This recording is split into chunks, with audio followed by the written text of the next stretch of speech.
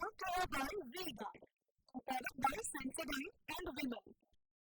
We are Zubaki. વિક્રેતાઓને ત્યાં તપાસ હાથ ધરાઈ છે। શાળા કોલેજ કોચિંગ ક્લાસ બહાર ફૂડ વેચનારાને ત્યાં તપાસ કરાઈ। 65 સંસ્થાઓની આસપાસ તપાસ કામગીરી ચાલુ છે। ફૂડ ઇન્સ્પેક્ટર અને એફએસએલની ટીમ દ્વારા તપાસ કરાઈ। અલગ અલગ ઝોનમાં 162 સ્થળ પર તપાસ કરવામાં આવી। સુરત શહેર એસઓજી પીસીબી એસસીપી તપાસમાં જોડાયા છે।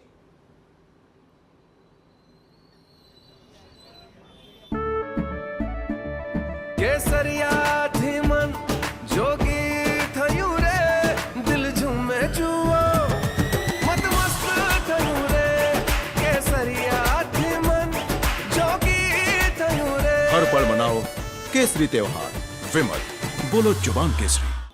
સુરત પોલીસ કમિશનર દ્વારા એક મુહિમ ઉપાડવામાં આવી છે કે શહેરના અલગ અલગ જે કોલેજ છે, સ્કૂલો છે, તેની આજુબાજુની અંદર જે ફ્રૂટની લારીઓ હોય છે અથવા તો ખાણીપીણી જે લારીઓ છે ત્યાં ચેકિંગ જે છે, સરપ્રાઇઝ ચેકિંગ છે તે હાથ ધરવામાં આવી છે। દ્રશ્યોની અંદર જોઈ શકાય છે કે કેપી કોમર્સ જે કોલેજ છે તેની બાજુમાં જે મોટા પ્રમાણમાં જે ખાણીપીણીની જે લારીઓ છે, દુકાનો જે આવેલી હોય છે, જે સ્ટોલ છે, તેમનું જે ચેકિંગ છે સુરત એસઓજી ડીસીબી પીસીબી અને ફૂડ એન્ડ ડ્રગ્સ વિભાગના અધિકારીઓને સાથે આરોગ્ય વિભાગના અધિકારીઓ સાથે રાખી અને જોઈ શકાય છે કે જે તપાસ છે તે કરવામાં આવી રહી છે। દ્રશ્યોની અંદર જોઈ શકાય છે તે પ્રમાણે મહાનગરપાલિકાનું આરોગ્ય વિભાગને પણ સાથે રાખવામાં આવ્યું છે। એસઓજી પીસીબી ડીસીબીના અલગ અલગ અધિકારીઓ છે તે ચેકિંગ હાથ ધર્યું છે, કારણ કે જે ડ્રગ્સ છે તે નાબૂદ કરવા માટેની જે મુહિમ છે તે શરૂ કરવામાં આવી। કારણ કે જે રીતે યુવા વર્ગને જે રીતે ડ્રગ્સની જે લત લાગી હોય છે અને ખાસ કરીને જે કોલેજ હોય છે, સ્કૂલો હોય છે, ટ્યુશન ક્લાસીસ હોય છે, તેની આજુબાજુના વિસ્તારોની અંદર આ રીતનું જે વેચાણ થતું હોય છે અને તેના કારણે જે યુવા ધનને જે બરબાદ થતું હોય છે અને તેને રોકવા માટે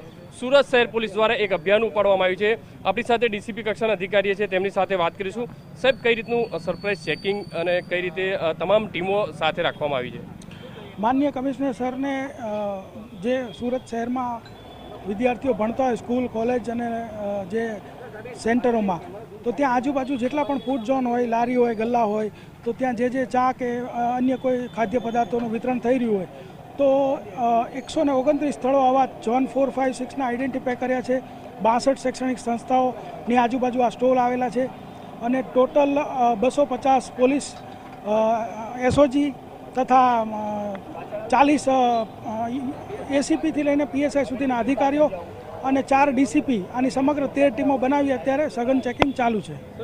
સાથે મહાનગરપાલિકાનું આરોગ્ય વિભાગને પણ સાથે રાખ્યું, કારણ કે સ્થળ ઉપર ચેકિંગ થઈ શકે, નમૂના લઈ શકાય અને તેનું પુષ્ટિકરણ થઈ શકે।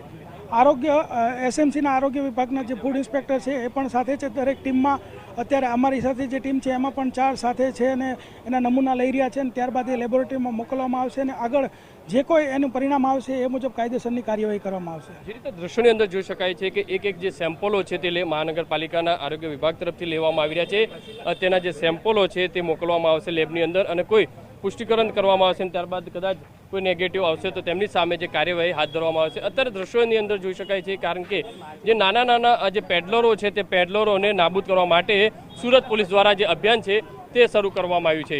કેમેરામેન સંજય ચંડેલ સાથે બલદુ સુથાર, TV9 Surat.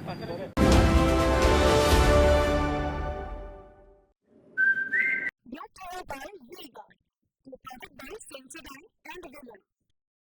We are Zubaki.